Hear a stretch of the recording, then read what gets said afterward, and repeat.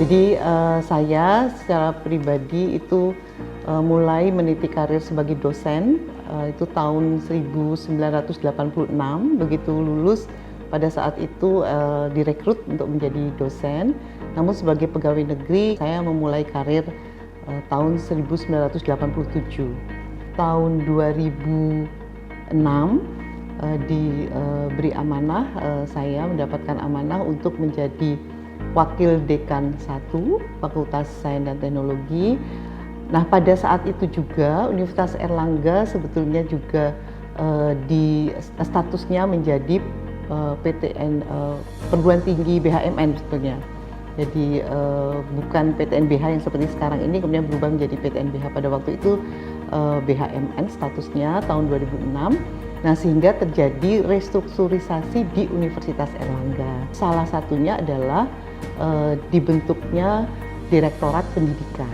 Nah, saya pertama kali mendapatkan amanah menjadi Direktur Pendidikan. Di awal UNER menjadi perguruan tinggi BHMN pada waktu itu. Dari Wadek kemudian ditarik baru tahun 2007. Kemudian 2010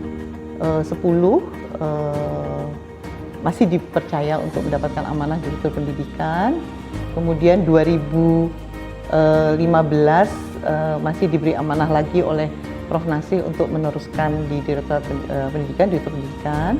Sehingga pada 2017 saya menjadi Executive Director di Airlangga Global Engagement. Dari Executive Director tahun 2019 ya ada pergantian antar waktu nih, PAW, karena Prof. Joko diamanahi dipercaya sebagai Ketua Senat, maka PAW pengganti antar waktu Desember sampai pergantian pemilihan rektor baru dan para wakil rektor ya saya mengisi di 6-7 bulan dari Desember 2019 sampai Juli yang lalu.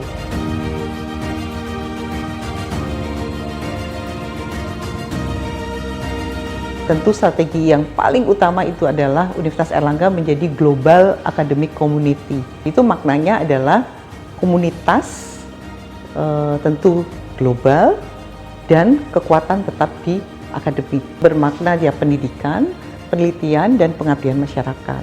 Kami berharap di era yang akan datang ini kan menuju new norm ya, atau AKB, adaptasi kebiasaan baru. Maka ke depan kita melaksanakan blended learning. Maka kita lebih banyak 30 masih kepada offline, 70% masih online.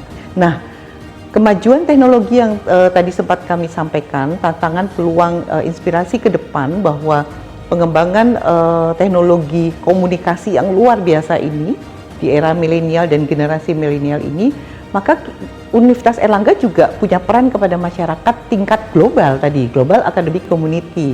Di mana, nah online ini kita kembangkan ke depan adalah untuk menawarkan masyarakat baik di Indonesia maupun di dunia internasional bergabung bersama Universitas Airlangga melalui virtual program.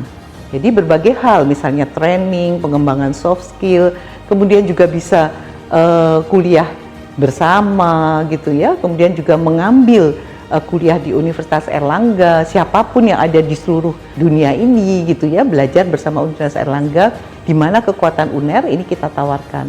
Sehingga sistem virtual learning ini tidak akan kita hentikan, walaupun tentunya kita berharap COVID-19 berhenti, namun virtual learning tidak akan berhenti. Kita akan terus berinovasi di kegiatan ini agar bisa melayani masyarakat internasional, nasional maupun internasional. Nah, itu tentu strategi yang kita akan lakukan ke depan, sehingga kegiatan kehidupan kampus itu tidak hanya di UNER, tapi kehidupan kampus adalah di dalam kampus dan di luar kampus, di Indonesia maupun di dunia internasional. Seluruh sivitas akademika Universitas Airlangga harus berpikir cepat dan tanggap. Cepat tanggap dalam berbagai hal perubahan di ilmu pengetahuan dan teknologi, juga berbagai hal kehidupan sosial bermasyarakat. Sehingga ada sesuatu hal langsung bisa membantu untuk menjadi problem solver. Jadi menyelesaikan permasalahan di masyarakat.